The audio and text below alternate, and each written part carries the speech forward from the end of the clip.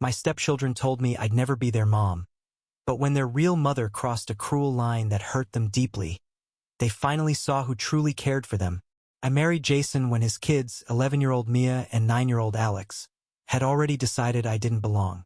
From day one, I was the intruder in their perfectly broken little world. "You'll never be our mom," Mia hissed the first night I made dinner, pushing her plate away like I'd poisoned it. Alex copied her, though he kept sneaking glances, unsure whether to follow her lead. Their real mom, Rachel, made sure that confusion never lasted. She lived only 15 minutes away but somehow managed to be everywhere. At drop-offs, games, even our grocery store. Once, at a school fundraiser, she leaned close enough for others to hear and said, "So, how much does Jason pay his babysitter these days?" Laughter followed like a cue from a sitcom audience. I forced a polite smile, pretending my chest didn't feel like it was caving in. Still, I tried. I showed up with snacks, rides, costumes.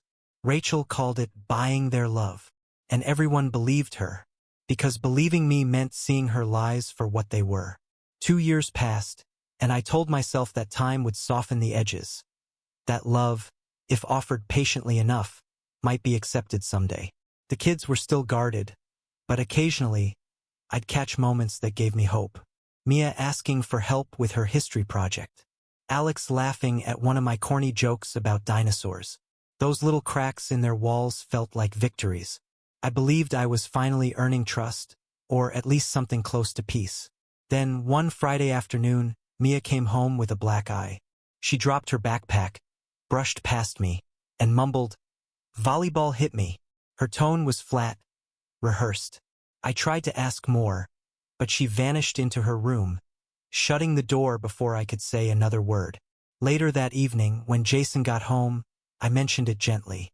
He barely looked up from his phone. "Kids get hurt, Sarah. Don't overthink it."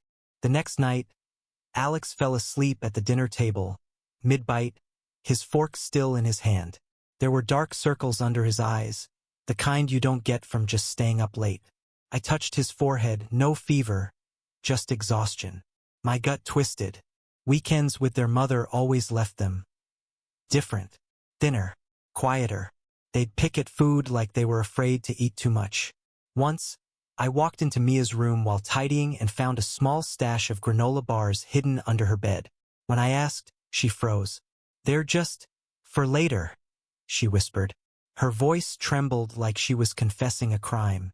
Another time, during a parent-teacher conference, Alex's teacher casually mentioned how tired he'd been lately. "He told me his mom didn't come home one night," she said with a sympathetic look.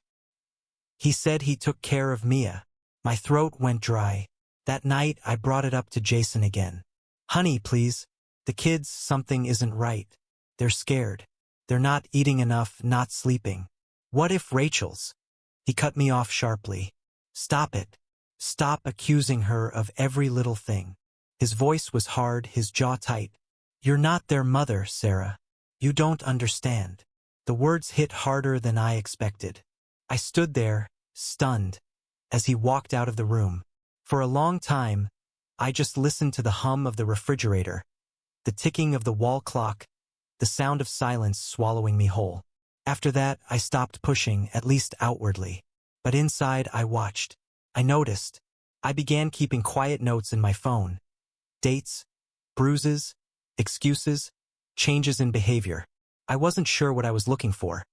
Only that something felt deeply wrong, and pretending otherwise made me feel complicit. The kids started to sense my concern, though they never said it directly. Once, while folding laundry, I caught Mia watching me. "You don't have to fix us," she said softly. "It just makes him mad." I didn't know whether she meant her dad or her mom. Maybe both. That night, when I tucked Alex into bed, he clung to my hand for a second longer than usual. "Do you promise you'll still be here when we come back?" he asked sleepily.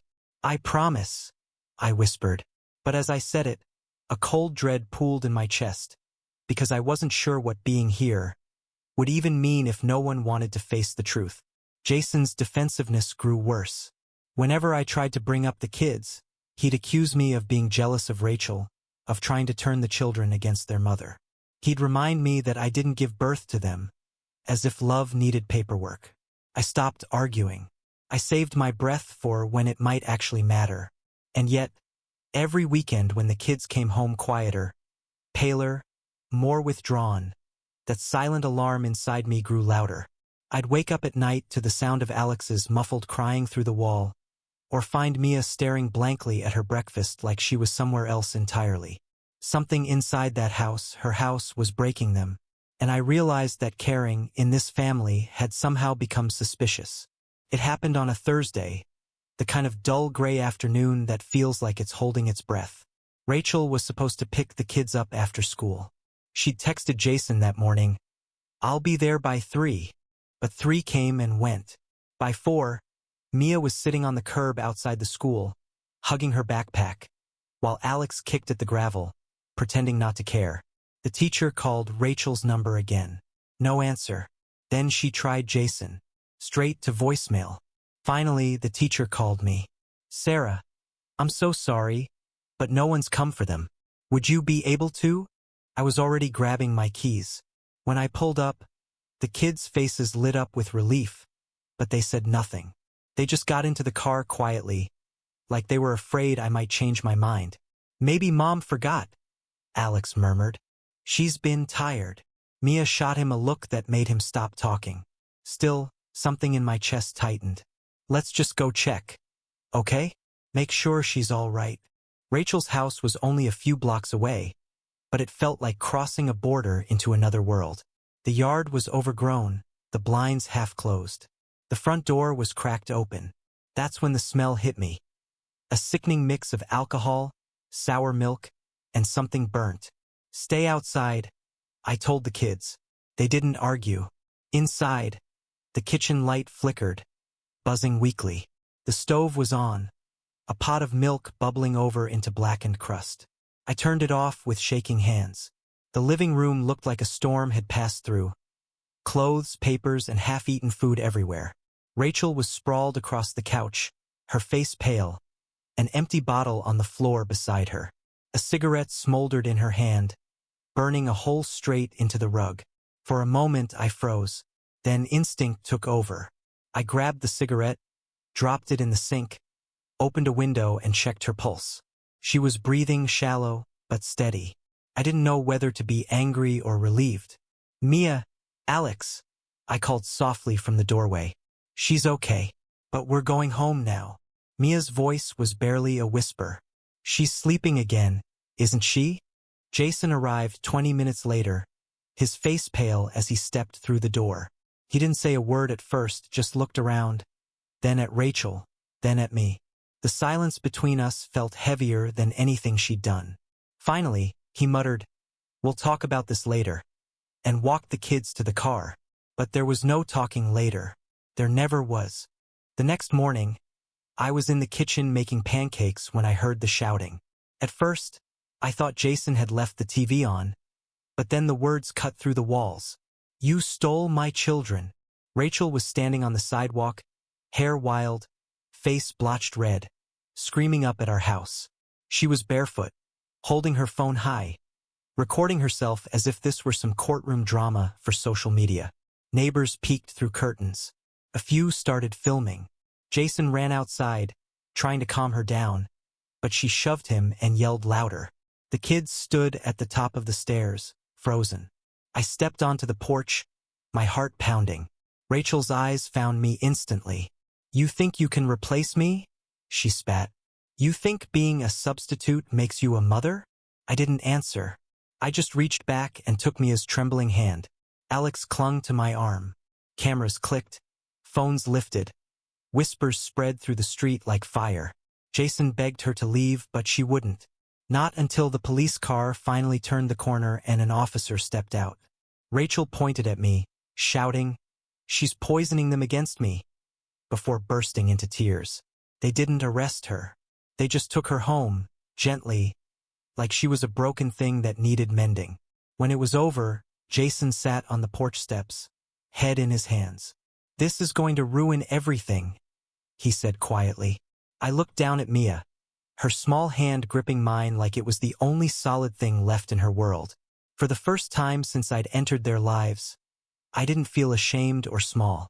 I didn't feel like an intruder. I just felt afraid, not for myself, but for the children who still believed that love should mean safety. And that night, as I tucked them into bed, I knew something irreversible had happened. Whatever fragile illusion of normal we'd been living in, it had shattered. And there was no going back. A week later, the tension that had been simmering finally exploded into full-blown war.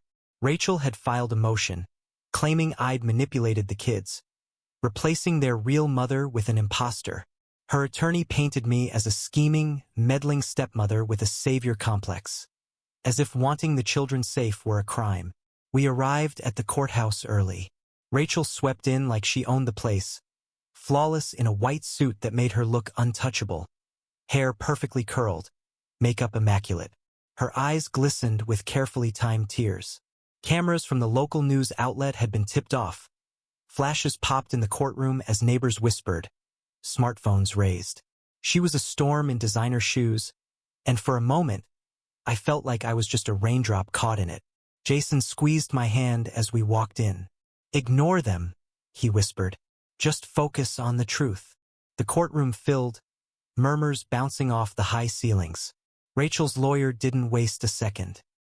He leaned forward and spat the words, "Your Honor, this woman has inserted herself into the lives of these children under the guise of care. She has alienated them from their real mother. We contend she is a danger to their emotional well-being." I felt my chest tighten. My stomach churned. I had been preparing for this moment for 2 years, but hearing it out loud was different. I could feel the heat creeping into my ears. When it was my turn, I handed over the documentation I'd been keeping. Photos of Alex's burns, school nurse reports noting unusual bruises and repeated fatigue, and a signed statement from our neighbor who'd seen the kids come begging for food, hollow-eyed and scared. The papers rustled in my hands, a small lifeline of proof in a room full of judgment. The judge, a woman with steel-gray hair and eyes that seemed to see right through pretense, called for a recess to speak with the children privately. My stomach dropped. The kids were gone for nearly an hour, and every minute stretched like an eternity.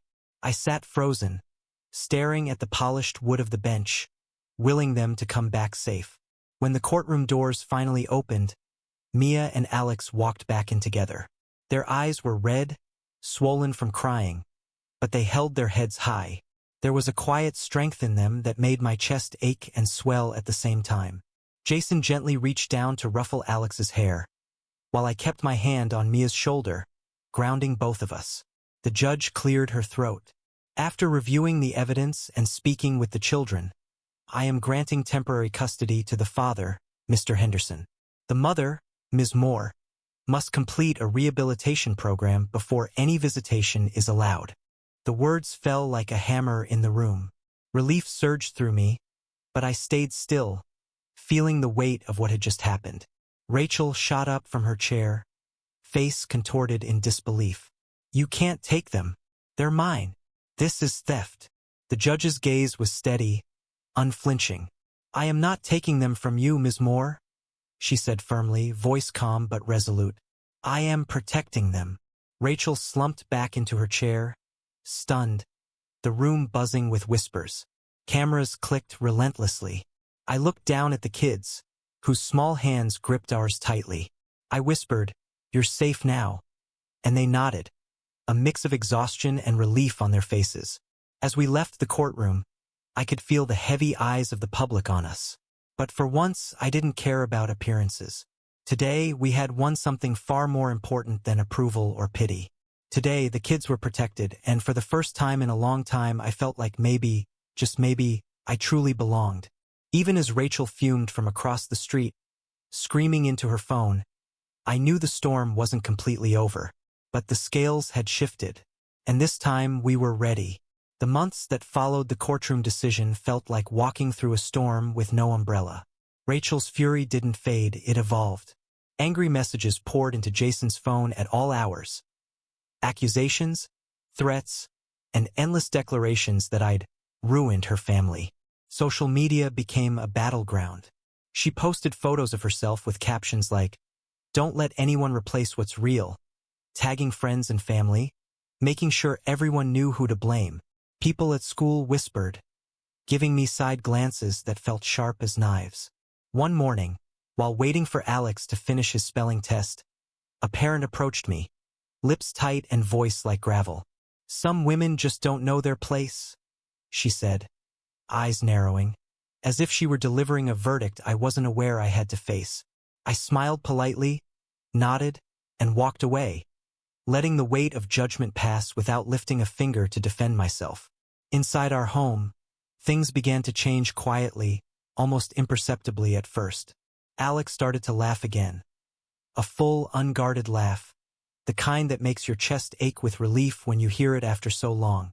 Mia began eating without fear, finishing her meals without glancing nervously at the doorway, as though the house itself had become safe. Bedtimes became peaceful. No more tossing and turning. No more whispered fears of what might happen if Mom didn't come home. They slept through the night, and with every exhale, I felt the tension in my shoulders ease a little. Rachel, meanwhile, was forced to confront her own demons. Rehab became her reality, followed by therapy, court-mandated but ultimately necessary. It was strange, watching someone I had once seen as the villain start to face herself. 70 days into sobriety, she called, her voice shaky, unsure. "I'd like to see them." The first visit was cautious. Mia clutched my hand the entire drive to Rachel's apartment. When we stepped inside, the air was thick with nervous energy. Mia's small voice broke the silence. "You're not mean anymore?" Rachel sobbed quietly, a mixture of relief and guilt flowing from her. Alex peeked around the couch, hesitating, then slowly walked over, testing the waters of trust again. Visits became regular, scheduled, predictable. Slowly, the tension eased, though it never fully disappeared. I remained a constant, steady presence. Someone to anchor them when Rachel's world tilted. Someone who reminded them that love could also mean safety, reliability, and laughter. 6 months later, a milestone arrived, Mia's middle school formal. She dragged me and Jason along to the mall, eyes sparkling, excitement bubbling over. While browsing dresses, she paused, hands on the fabric of a sparkling pink gown. She looked at me, then at Rachel, who had come along quietly, trying not to overshadow the day. And then she said, with that rare, brave honesty that only kids can muster, "I want both my moms there." The words landed like sunlight breaking through clouds.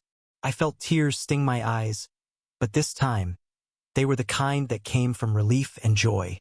Not fear, not pain, but something tender and fragile that had grown stronger over months of care, patience, and endurance. In that moment, I realized that something had truly changed. The walls that had divided us, children, parents, and step-parent, were slowly dissolving. Trust had begun to root itself where suspicion had once lived. And though the road ahead would have bumps, this declaration from Mia was proof that love, even in the hardest circumstances, could heal. For the first time in years, I felt it. I belonged here, not because I had won a battle or silenced accusations, but because I had been patient, steadfast, and unwavering when the world told me I shouldn't be. I was no longer a stranger in their house. I was part of their family, not by birth, but by presence, devotion, and love that refused to be shaken. And as I watched the two of them laughing over dresses, teasing each other like they hadn't in years, I knew we had survived the storm, together.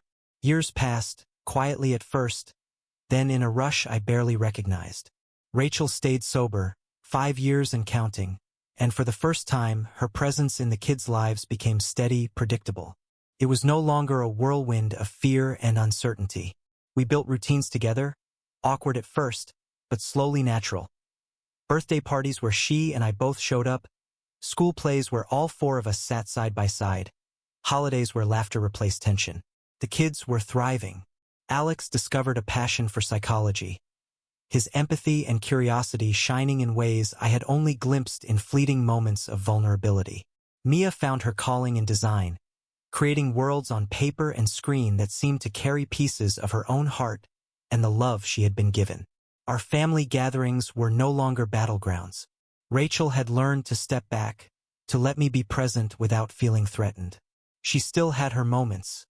Moments of guilt, flashes of old habits. But she faced them openly now. And the children, once fragile and fearful, had grown resilient, shaped not just by the chaos of the past but by the consistency of care they had been shown. At Rachel's 5-year sobriety party, we all gathered in her sunlit backyard. Balloons swayed gently in the spring breeze, and a table was laden with sparkling cider, homemade treats, and photographs capturing years of small victories. First soccer goals, school recitals, vacation snapshots. She raised her glass, her hands trembling slightly, and said, "I want to thank the woman who had the courage to be the villain, because she saved my kids." The words hit me like a wave. I hadn't done it for recognition, but hearing them now, spoken openly and sincerely, made my chest ache. Tears blurred my vision as I realized the depth of what we had survived. Rachel stepped closer and nodded, a silent acknowledgement that our shared history, messy, painful, complicated, had led to something stronger than resentment, trust. Later that evening, Mia pulled me aside, her laptop open, eyes shining with pride and a hint of mischief. She handed it to me, her college essay. I read the words slowly, each sentence a testament to her understanding of what had shaped her. She's not my mom by blood, but she's the one who proved that love isn't about biology.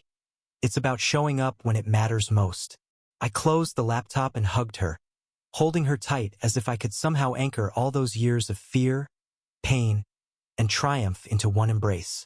Alex joined in, wrapping his arms around both of us, and for a moment, the four of us, Jason, Mia, Alex, and I, stood together solid and unshakable. Looking around at this strange, imperfect family, I realized something profound. I had never replaced their mother. I had never tried to erase her. Instead, I had refused to look away when the children needed someone to stand in the gap, to be a constant when the world around them faltered. That refusal, that quiet persistence, had created a bond deeper than blood. Even Rachel, once the enemy, had become a part of that bond. She wasn't just the woman who had caused chaos. She was the mother who had learned to trust, to share, and to honor the care that had kept her children safe. Together, in all our flawed human messiness, we had forged a family not defined by biology, but by choice, courage, and commitment.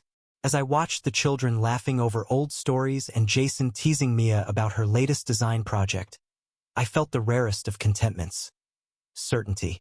We were a family, the kind you build, not the kind you're born into. And in that moment, I knew that every battle, every sleepless night, every whispered apology to myself had been worth it. Because love, I realized, is not inherited. It is chosen. And we had chosen it together every single day.